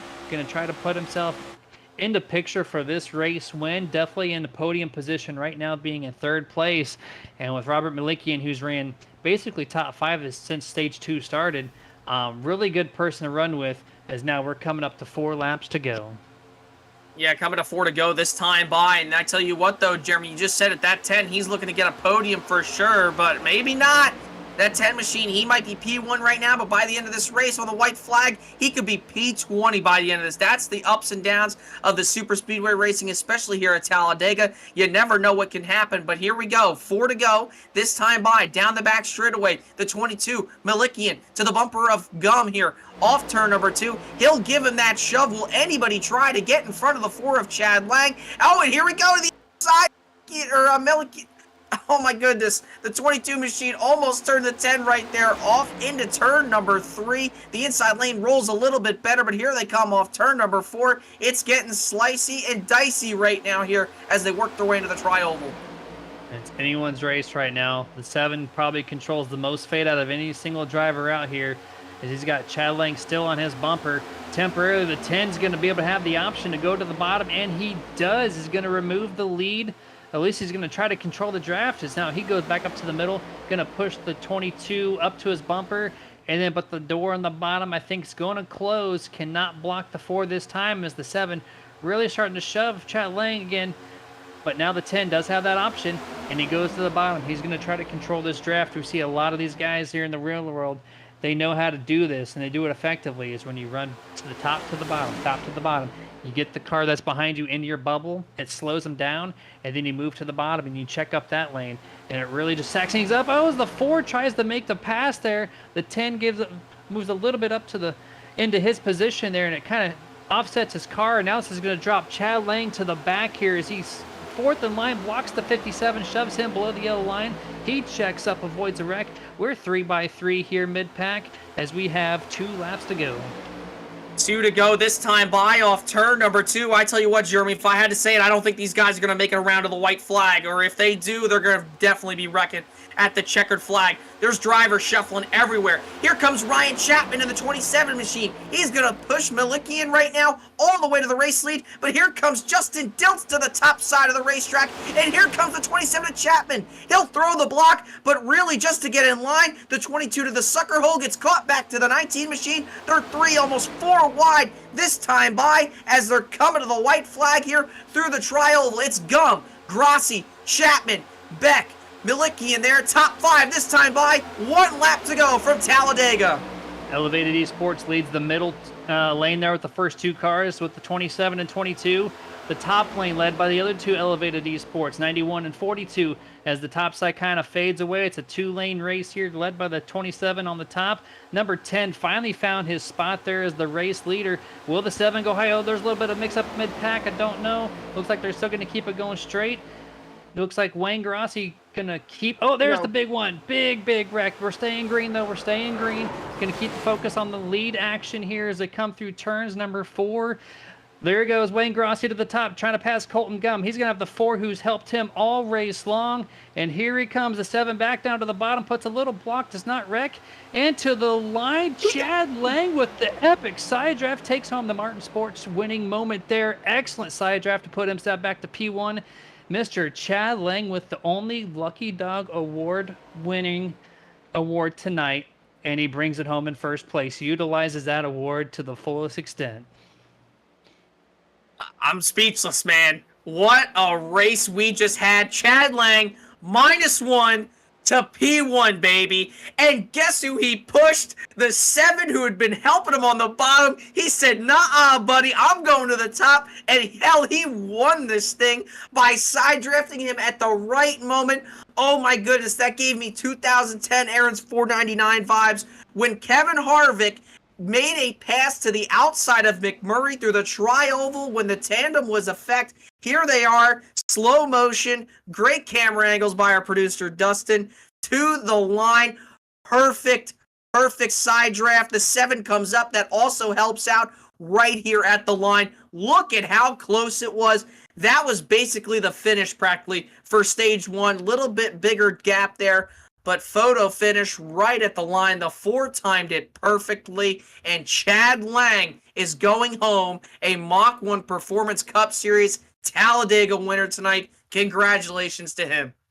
First victory for the season for Flying Tigers Motorsports. First victory for Chad Lang as he's doing an epic burnout. And there's that 20, or the 2000 Noble 500 skin is going to do him well. Dale Earnhardt Sr. won in this skin, and so is now the number 4 of Chad Lang. As we're catching a replay here of that massive wreck. But pay attention, this is the only wreck tonight.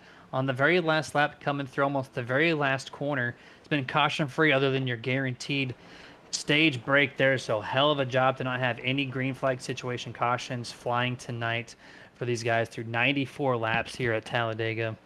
As you're going to get one more review here. The number 3, Brian Bliss. Such a good car. A lot of these cars, really. The 22, Malikian, really good. The 3 was really good. 51, Brandon Elder. You see him washing down the track. Just so many good cars involved in that one. But when people are trying to slice and dice 3 wide, you're going to see this kind of issue happen. Richie Coy, 19, also involved. 33 of Williford. 42, Kyle Milliken. Just heartbreaks for these guys as they can't even finish after doing so well for so long in this race. This is going to bring us to the unofficial results as we get through one more replay here. This time it's on board. Looks like the 51 of Brandon Elder sliding up, down, a little bit of a roller coaster event there as he finally finds himself parked in the grass there between turn 3 and 4 and gets it fired back up. But we're going to go over that unofficial results here tonight where we're going to see the number 4 of Chad Lang bring it home. P1, baby. Let's go. Wayne Grossi, 2nd place. Colton Gum in 3rd. Ryan Chapman in 4th. James Wallace, 5th. Chris Beck in 6th place. Tony Solari in 7th. Troy Torgerson in 8th. Brody Hanna, 9th place. And around out tonight's top 10, Kyle Milliken. Rounding out your top 20, you got Brian Dublé coming home 11th. Alan Crowell, 12th. Justin Diltz, 13th. Brandon Elder, heartbreak for him after a long event for a long wreck would felt like eternity for him there. He had a good shot there. He comes home 14th. Ryan Hedrick 15th. Richie Coy, heartbreak for him, 16th. And then that's the last cars that were on the lead lap from what it looks like. Then you had Robert Malikian there, 17th. Sherwood Williford, 18th. 19th, you have Brian Bliss, heartbreak for him. Josh Johnson, tough race for him all race long. He comes home in the top 20th position. TJ Martell, 21st. Jeff Chandler, your pole sitter, is going to bring it home in 22nd. 23rd, Chris Curtis. 24th, Wayne Allen. 25th, Michael Blackner. And to round out tonight's 26-car lineup, Stephen Lou Allen, who had to park it around lap 24 to end his race early. We're going to kick it to full screen commercial break, get our top 3 gathered up, and then we'll be back with you guys for the Martin Sports Post-Race Show.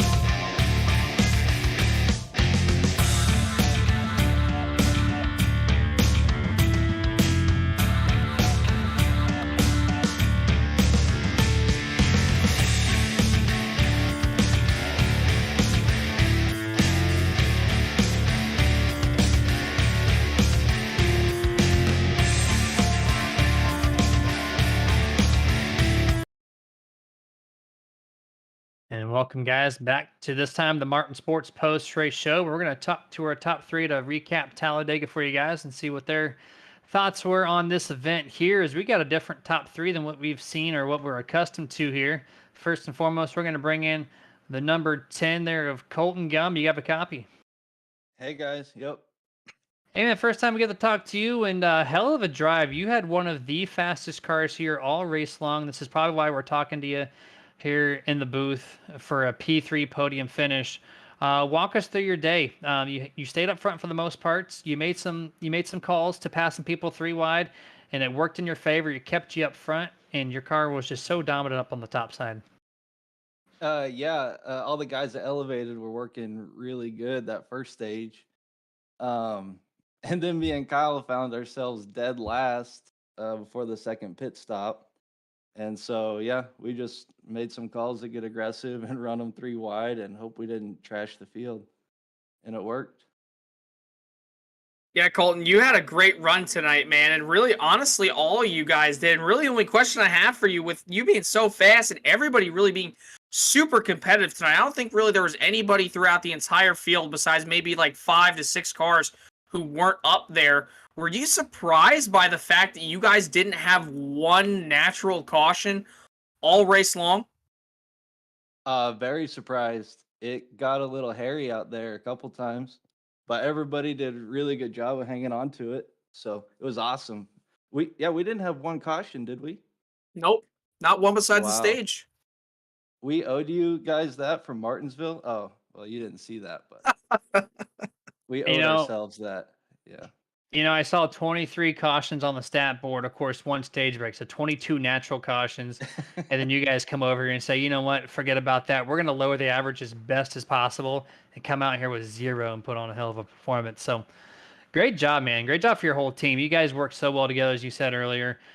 Toward the end there was, I think, 2 elevated cars, first and second in the middle groove, elevated again, first and second on the top, just really trying to get everything you can out of that team, and it showed off.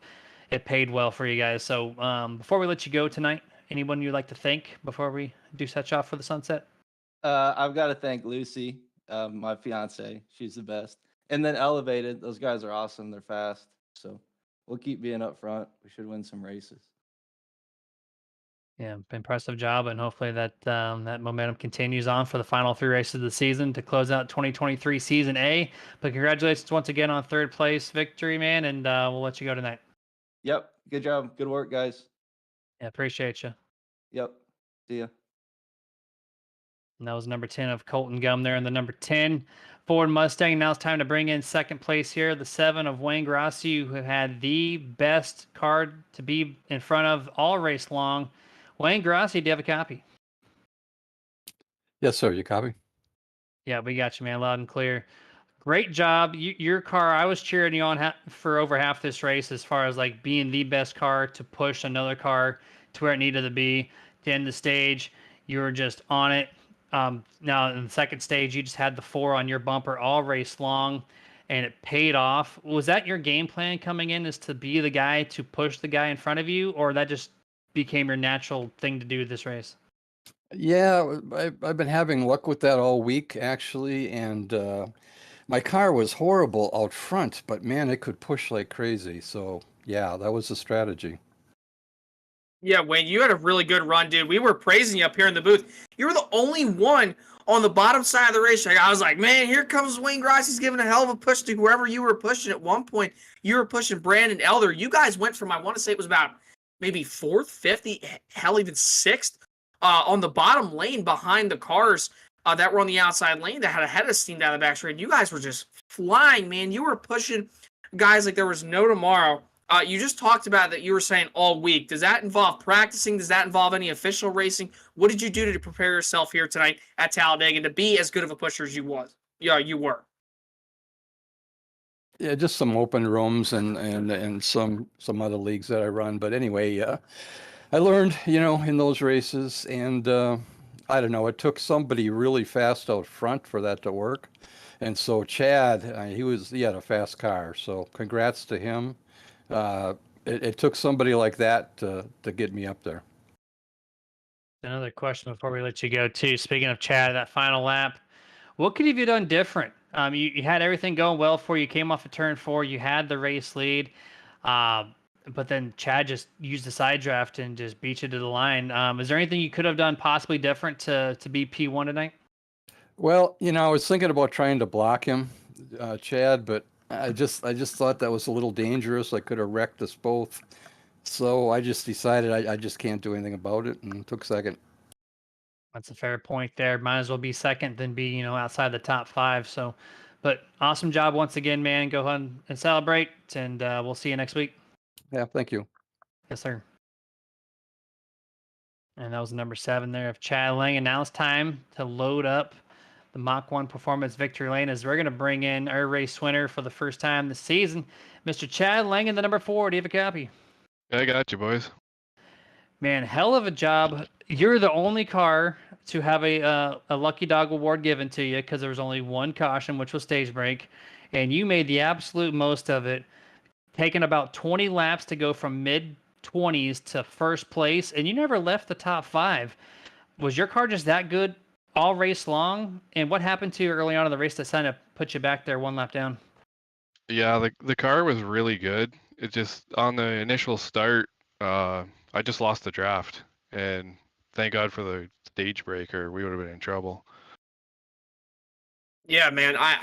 Chad, first off, you're driving Dale Earnhardt's 2000 Noble 500 win paint scheme. You go from a lap down earlier on in the race, you get the Lucky Dog award, and then you're out here and you're driving like you're the Intimidator, man. I mean, coming off turn 4, you got to the 7, he went to the outside, and then you were there. Were you kind of thinking to yourself, oh man, I can't believe I'm actually going to try to attempt the move here on the guy who really was helping me on the bottom side of the racetrack, man? What was your mindset there going into the last lap there when you hit the white flag?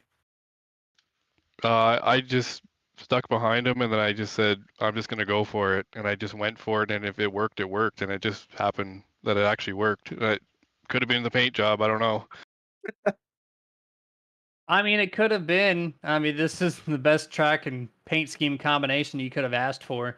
I mean, it played off to your dividends. I mean, also, to your team for the hard work on the good setup and whatnot as well. So, no discredit there. But yeah, congratulations, man. Awesome job to see you in Victory Lane here. Any final words before we let you go this evening?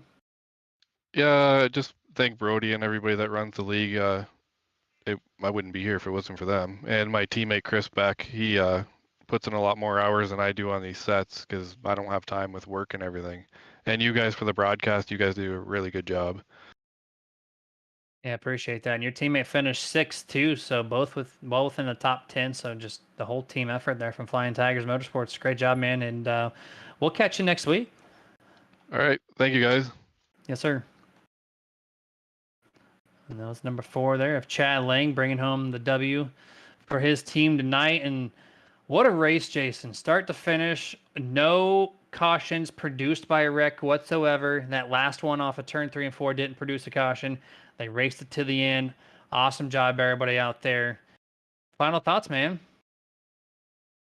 He's here again. He's here again, man. He's a magician. He's just going to keep doing it. No, I know, man. It's just like every time you're announcing me, it's like Dustin just got to come in here, man. I don't know what his deal is, man. I might have to. Honestly, probably. But no, all jokes aside, man, what a race. We come into this thing, I think all 3 of us, realistically, boys, let's all think about this. You probably thought this was going to be a wreck fest. And it wasn't in yesterday's Cup race, but then it got pretty crappy towards the end with all the wrecking and stuff like that, the 2 attempts at overtime. And then last week, we had a totally different race for the Martin Sports Truck Series. We had great racing, to say the least. But also, you had some wrecks and stuff like that. But tonight, 1 caution, and it wasn't even natural. It was due to stage racing, which is what you see a lot of times nowadays. But to have no cautions at Talladega, this would be the first time, I believe, since 2002, if there was no yellow, if you were to make this a real NASCAR race, that a race would have been green flag all the way. And the last time that happened was in 2002 at Talladega when Dale Jr. won. I mean, what a race. These guys raced tremendously. This was giving me big 2012 Talladega Fall Race vibes went before Tony Stewart decided to throw that block on Michael Waltrip there and caused the big wreck at the end. Great racing. Saw a lot of passes for the lead. No dominant car. Can you believe that? And you really don't see that nowadays. Overall, though, I had an absolute blast calling this race. I mean, it went from being strategic to everybody's bunched up together and fighting for the win here at the end. I mean, what more could you ask for? This was classic Talladega, and then, of course, the big one on the last lap. Had fun. You're just going to continue to blow me with these stats. You just bust out a stat page from 20 years ago saying that there was a no caution race here at Talladega on the fly. So I don't know who your man is to bring you these stats, but yeah, this was. You're looking at him. Who? Myself. The guy to your right? Oh, no, yourself. Myself. If it was him, if it was him, man, I don't think we'd have production right now. He'd be too busy throwing me stats out of the book. He's my main McLaren's man. He has stats for us all day. He's always in our ear. See, look, he's tapping on his phone. He's got it within fingertips. He knows. We got the trends. We got the trends. Dustin, we did a pretty good, easy job for you tonight. FTSR kept it calm and clean and very fun. How was your night back there? I tell you what, it was good action all the way around. These boys put on a hell of a show. Big different picture. You said it best from last week. 22 natural cautions last week minus a stage break to 0 natural cautions at Talladega. What a flip of the dime it goes here. But I mean, it wasn't that the racing was easy. I mean, these guys put on a hell of a show. 2, 3 wide. I mean, they were bumping. They were, I mean, out of sorts from time to time, didn't know if they were going to lose it. And that pass, man, that's what I love about plate racing is those finishes like that. Out of nowhere, side draft, just beating them by mere feet at the line. It's like I said, it was Talladega. I mean, Jeremy, you've known me for a long time. Jason, you've known me for a little bit. I mean, plate racing is where I love it. Plate and dirt. I love both of it just because of the type of racing. It never seems to disappoint, especially from FTSR, and just hats off to you guys, putting on a great race to end the week of super speedways.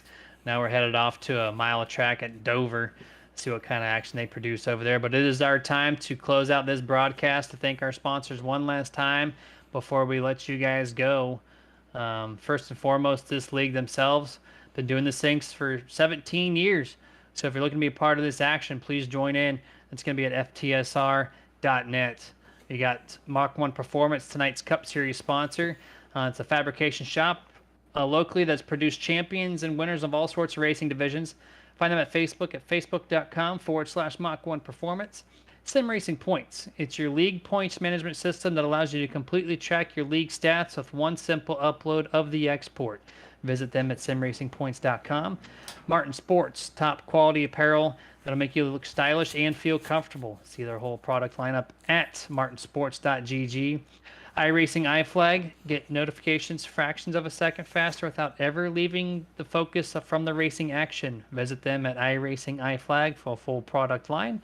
Butt Kicker, the ultimate feel of a race car with the haptic response from the Butt Kicker. Visit them at their website, thebuttkicker.com, to see the full product line. Team Watson Racing Setups, quality professionally built setups for all your asphalt oval needs. Find them at teamwatsonracing.com. And then lastly, Roasted Gems, premium coffee beans roasted just for you. Start the day the right way with Roasted Gems at roastedgems.com. All right, guys, ending our broadcast here tonight for the Mach-1 Cup Series. And now we're going to turn our attention to Dover for this coming Wednesday for the Truck Series for the final 3 races of the 2023 A season. Until then, you guys stay safe and always get your nerd on.